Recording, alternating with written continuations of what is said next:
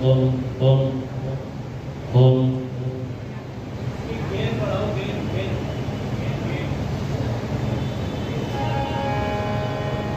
ओम ओम ओम ओम ओम। आइए एक बार सभी अपने स्थान पर सीधे होकर के बैठेंगे और पवित्र ओम का उच्चारण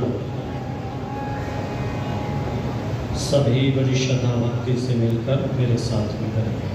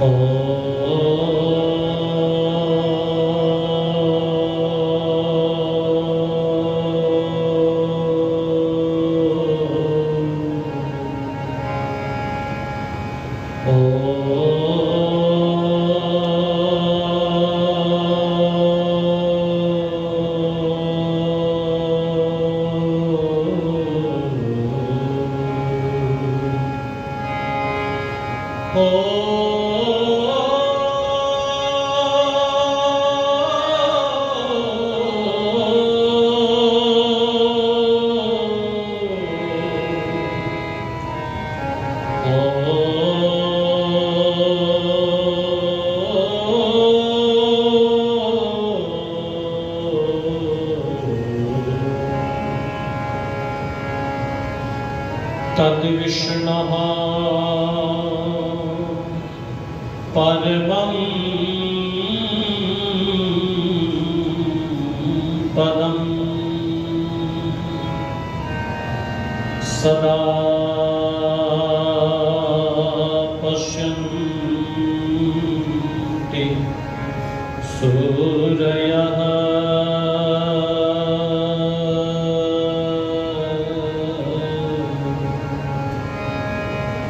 दिवि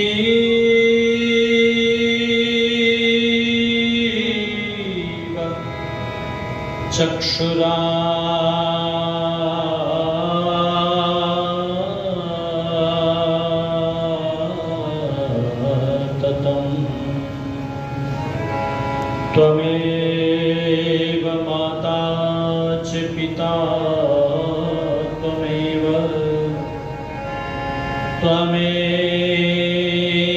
बन्धुश्च सखा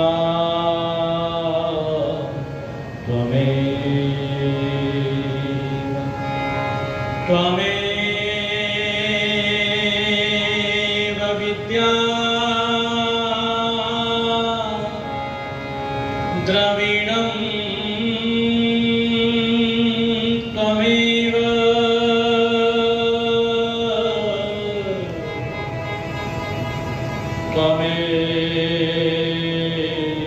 सर्वं मम देव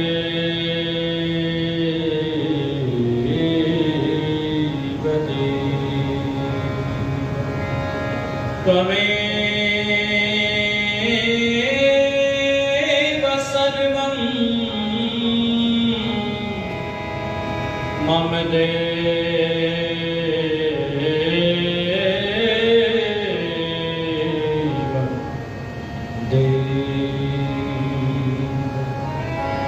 हे प्रभो इस मन को समझा दो,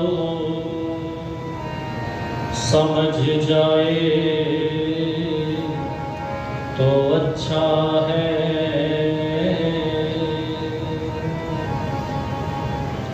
दया की दृष्टि से भगवन संवर जाए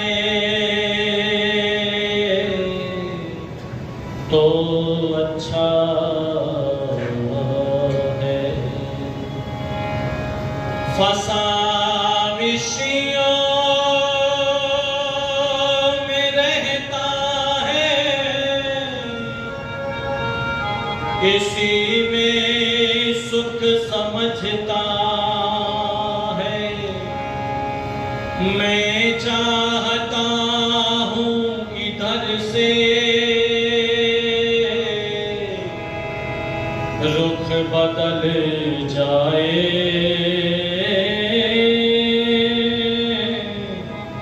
तो अच्छा है। प्रभु जी इस मन को समझा दो, समझ जाए तो अच्छा है। फेरे रंग तेरी बंदगी जरूर कुछ लाएगी, मुझे मार डालेगी या जीना सिखाएगी। दुनिया के रंग मिटा देगी मुझ में से, रंग तेरी भक्ति का ये मुझ पे चढ़ाएगी।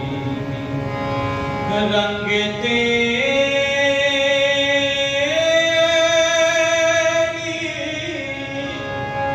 भक्ति का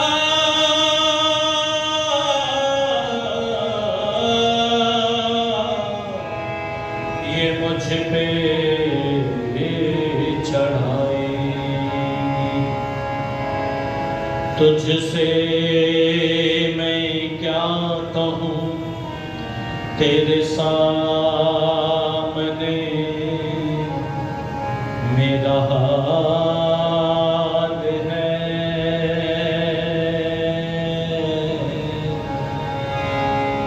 तेरी एक नजर की बात है, नजर की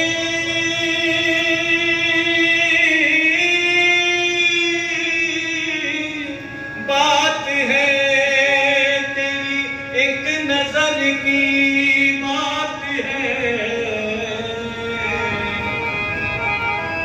मेरा जिंदगी का सवाल है, मेरा जिंदगी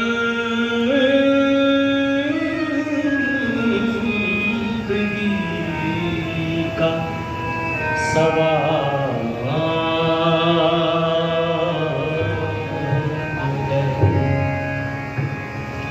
दाता तेरे सुमिरन का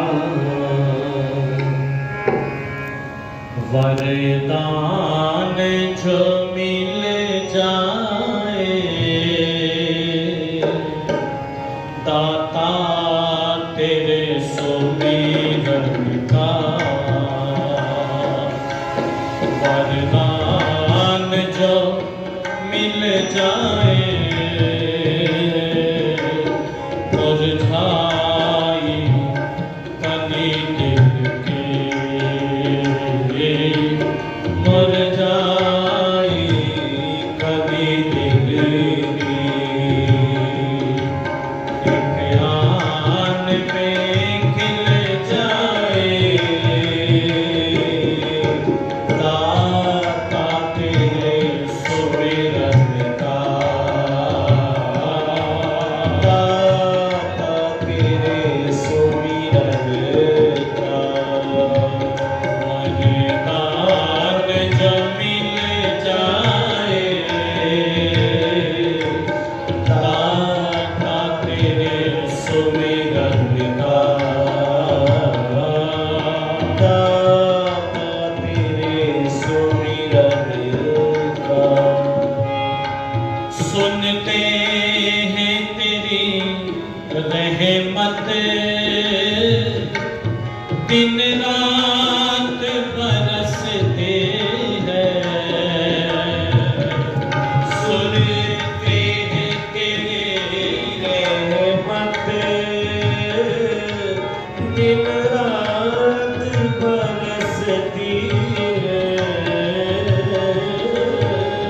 सुनते हैं तेरी रहमत दिन रात बरसती है। सुनते हैं तेरी रहमत दिन रात बरसती है। एक बूंद जो मिल जाए, एक बूंद जो मिल जाए,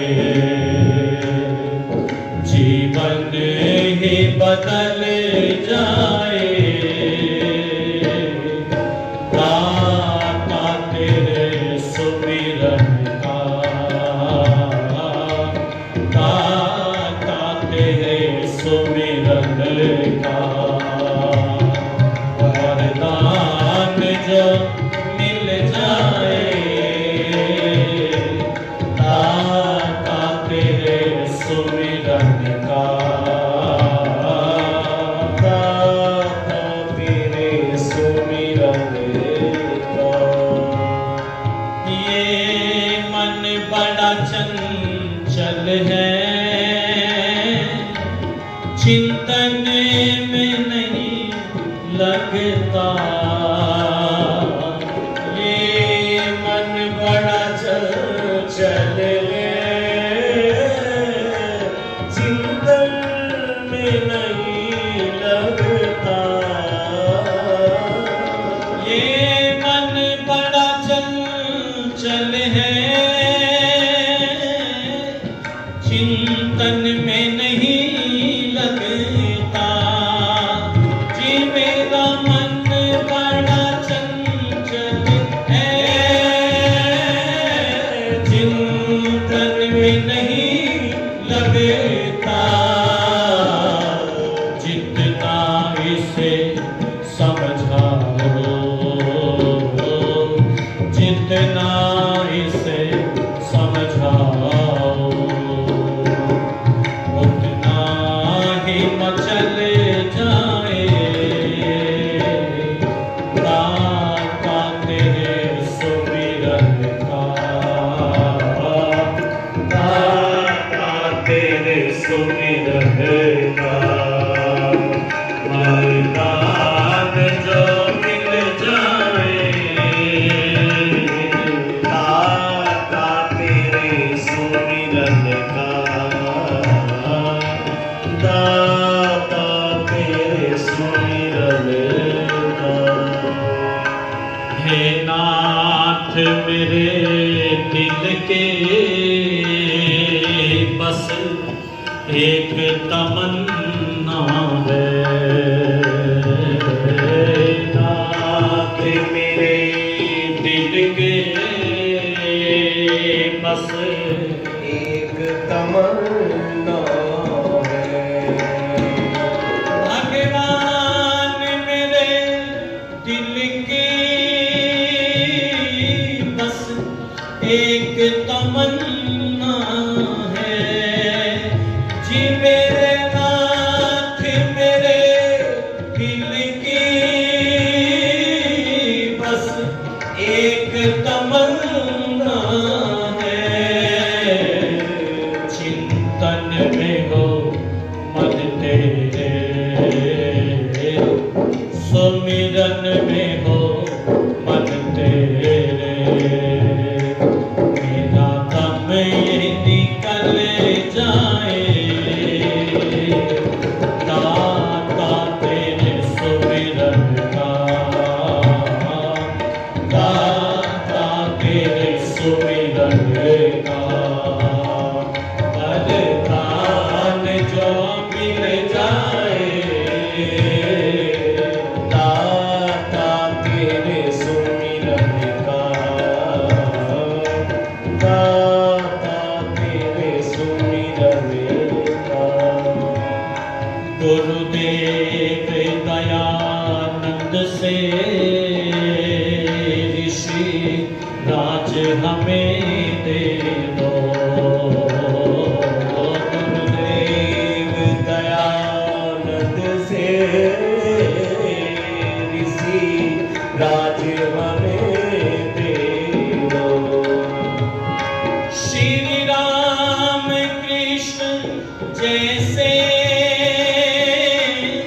महाराज हमें दे दो।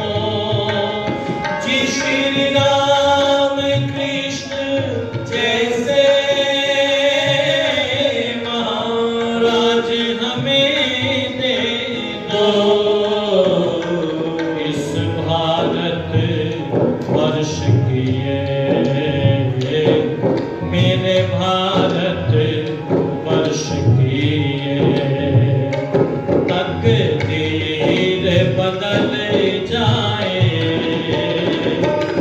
मेरे भारत वर्ष की और तकदीर बदल जाए। दाता तेरे सुमिरन का, दाता तेरे सुमिरन का वरदान जो मिल जाए। दाता तेरे सुमिरन का, दाता तेरे सुमिरन का, दाता तेरे सुमिरन का, दाता तेरे सुमिरन का, दाता तेरे सुमिरन का।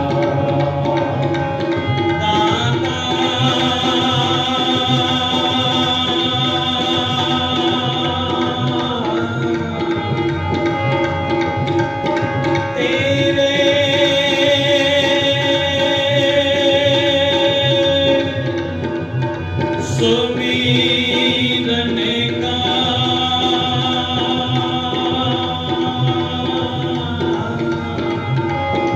वरदान जो मिल जाए।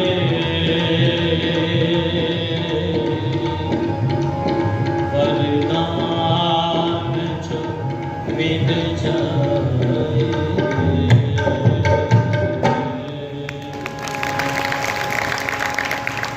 बोलिए सच्चिदानंद भगवान की जय हो। सत्य सनातन वैदिक धर्म की जय हो। महर्षि देव दयानंद जी महाराज की जय हो। महर्षि देव दयानंद जी महाराज की जय हो। उस परम पिता परमेश्वर को धन्यवाद देने के पश्चात मंच पर विराजमान आर्य जगत के बहुत उच्च कोटि के विद्वान, अजस्र रूप से हमेशा अपने आशीर्वादों की वर्षा मेरे ऊपर करने वाले पूज्य गुरुदेव आचार्य डॉक्टर श्री वेदपाल जी, ऋषि दयानंद सरस्वती महाराज की उत्तराधिकारिणी परोपकारिणी सभा के आप यशस्वी संपादक हैं, पूर्व प्रधान आप रहे हैं, प्रधान पद को आपने सुशोभित किया। और न केवल आर्य जगत में बल्कि जो पौराणिक वांग्मय है, पौराणिक जगत, संस्कृत का पौराणिक जगत है, उसमें भी जिनको बहुत श्रद्धा के साथ में सुना जाता है, ऐसे पूज्य आचार्य डॉक्टर श्री वेदपाल जी मंच को सुशोभित कर रहे हैं। एक बार जोरदार करतल ध्वनि से उनका अभिनंदन आप कीजिए। हमारे मध्य में विराजमान है अपनी इस आर्य समाज के यशस्वी प्रधान, एक व्रती पिता के अनुव्रती पुत्र जिनको मैं कहता हूँ। उन्हें देखता हूँ तो आदरणीय बाबूजी की याद ताजा हो जाती है। एक व्रती पिता के अनुव्रती पुत्र आदरणीय भाई श्री देवेंद्र सैनी जी, आर्य समाज के माननीय उप प्रधान आदरणीय भाई श्री दलवीर सिंह आर्य जी, आर्य समाज के माननीय महामंत्री, बड़े ही कर्तव्यनिष्ठ आदरणीय श्री सुरेंद्र पाल मिगलानी जी, नरेंद्र पाल मिगलानी जी, और आर्य समाज के माननीय कोषाध्यक्ष आदरणीय श्री बलराज सिंह मलिक जी, उप मंत्री आदरणीय श्री राजवीर भाटीवाल जी और उनके समस्त सहयोगीगण, मंच पर विराजमान अपने इस आर्य समाज के यशस्वी धर्माचार्य, बड़े ही विनम्र, बड़े ही सरल व्यक्तित्व के धनी पूज्य आचार्य श्री कर्मवीर शास्त्री जी हमारे मध्य में मंच पर बड़े दिनों के बाद दर्शन करने का ये अवसर प्राप्त हो रहा है।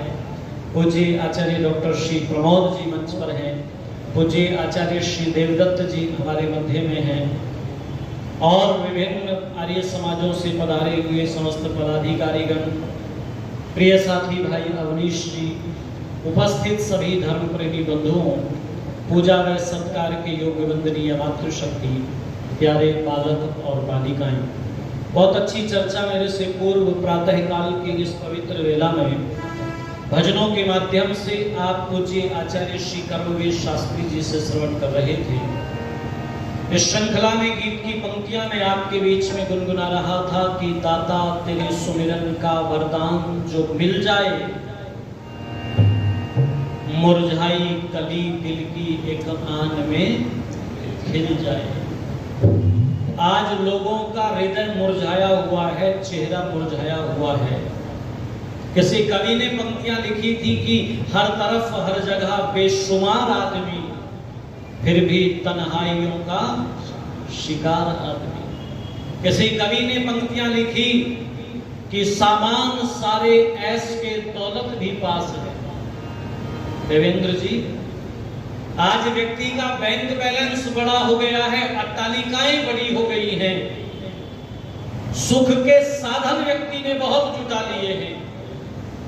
तब उस कवि ने लिखा उन सबको देख करके कि सामान सारे ऐश के दौलत भी पास है, फिर भी क्यों आदमी की तबीयत उदास है, फिर भी क्यों आदमी की तबीयत उदास है। इस धराधाम पर यदि दुनिया के लोगों को दो भागों में विभाजित करके कहा जाए, पूछा जाए कि एक लाइन में दुनिया के वो लोग खड़े हो जाएं जो अपने जीवन में सुख चाहते हैं, और एक लाइन में दुनिया के वो लोग खड़े हो जाएं जो अपने जीवन में दुख चाहते हैं। बोलो जी, कौन सी वाली लाइन में लगना चाहिए? जोर से बोलो बच्चों। सारे बच्चे कह रहे हैं कि आचार्य जी, जिस बात को आप जानते हो पूछ क्यों रहे हो? सारी दुनिया के लोगों का एक सूत्री प्रोग्राम है, सब सुख वाली लाइन में लगना चाहते हैं, दुख वाली लाइन में कोई भी लगना नहीं चाहता, और दुख वाली लाइन में लगना भी नहीं चाहिए, क्योंकि मैं और आप सब धराधाम पर आए किस लिए हैं? ऋषि दयानंद सरस्वती जी महाराज ने प्रश्न उठाया, क्यों आए हैं हम इस धराधाम पर? किसी ने पूछा होगा ऋषिवर से, तो ऋषि उत्तर देते हुए कहते हैं कि हम सब इस धराधाम पर मुक्त होने के लिए आए हैं। क्या होने के लिए आए हैं? बोलो, जोर से बोलो एक बार और। मुक्त होने के लिए आए हैं। ऋषिवर से भक्त ने पूछा, महर्षि ये मुक्ति क्या चीज है? बस मेरी तरफ ध्यान रखो बेटा, इधर है, जुड़ करके सुनिएगा। प्रश्न उठा, हम इस दुनिया में धराधाम पर क्यों आए हैं? उत्तर मिला, जोर से बोलो, मुक्त होने के लिए आए। तो एक अगला प्रश्न उठा, ये मुक्ति क्या चीज है? तो ऋषि बोले, छूटने का नाम मुक्ति है। भक्त ने प्रश्न किया, महर्षि किससे छूटने का नाम मुक्ति है? तो ऋषि बोले, जिससे सब छूटना चाहते हैं। प्रश्न अभी भी वहीं का वहीं खड़ा हुआ है। देखो, महर्षि देव दयानंद सरस्वती जी महाराज की जो शैली है वो दुनिया में अद्भुत शैली है। ऋषि दयानंद सरस्वती जी महाराज किसी भी बात की तह तक पहुंचना चाहते हैं, जड़ तक पहुंचना चाहते हैं, किसी भी बात के विषय में कोई संशय रह नहीं जाए, इसलिए बिल्कुल जड़ तक पहुंचना चाहते हैं। ऋषि बोले, जिससे सब छूटना चाहते हैं। इस भक्त ने कहा, हे महर्षि, मैं तो दुनिया की झंझा बातों में इतना उलझ पुलझ होकर के रह गया हूँ, इतना फंस कर के रह गया हूँ कि मैं तो यह भी भूल चुका हूँ कि सब किससे छूटना चाहते हैं। मुझे तो इस दुनिया की झंझा बातों ने इतना पकड़ लिया है, इतना जकड़ लिया है हालत ऐसी हो गई है जैसे एक बार एक नदी में एक काली काली वस्तु बही जा रही है। दो मित्र नदी के किनारे पर खड़े हुए थे। एक मित्र ने दूसरे से कहा, भाई साहब कंबल बहा हुआ जा रहा है पानी में, और देख मुझे तो तैरना आता नहीं है, तेरे को तैरना आता है, तू एक काम कर, इस पानी में कूद जा और इस पानी में कूद करके इस कंबल को निकाल ला, निचोड़ करके सुखा करके रख लेंगे, सर्दियों में ठंड भगाने के काम आएगा। ये मित्र पानी में कूद गया, तैरता हुआ उस कंबल के पास में पहुंचा और कंबल को निकालने के लिए जैसे ही उसने उसको छुआ तो वो काली काली वस्तु जिसको ये कंबल समझ रहा था, वस्तुतः वो कंबल नहीं थी, वो तो एक भालू था जो पानी में बह करके आ गया था। अब पानी में जो भी डूब रहा हो, जान सबको बहुत प्यारी होती है। जैसे ही इसने जाकर के उसको छुआ तो इस भालू ने इसकी गोली भर ली, इसको पकड़ लिया। अब ये दोनों पानी में गदमद गदमद गदमद गदमद गदमद गदमद गदमद गदमद हो रही। ये किनारे पर खड़ा हुआ देख रहा है, कंबल कब्जे में आ नहीं रहा। दूसरा जो मित्र है, लगता है डबल बेड का, भाई साहब रोग ही कट जाएगा, बस निकाल ले किसी तरह से। लेकिन जब ज्यादा देर हो गई तो इसने आवाज लगाई और आवाज लगा करके बोला, ओ भैया कंबल कब्जे में नहीं आ रहा तो छोड़ दे, अपनी जान बचा। ये कहने लगा, भाई साहब मैं तो कंबल को छोड़ना चाहता हूं, पर ये कंबल मेरे को नहीं छोड़ रहा, इसने पकड़ रखा है मुझे, तो ये कंबल मुझे नहीं छोड़ना चाहता। कहता है मैं दुनिया की झंझावातों में इतना उलझ गया हूं, इतना फंस करके रह गया हूं कि मैं सारे वादे भूल चुका हूं,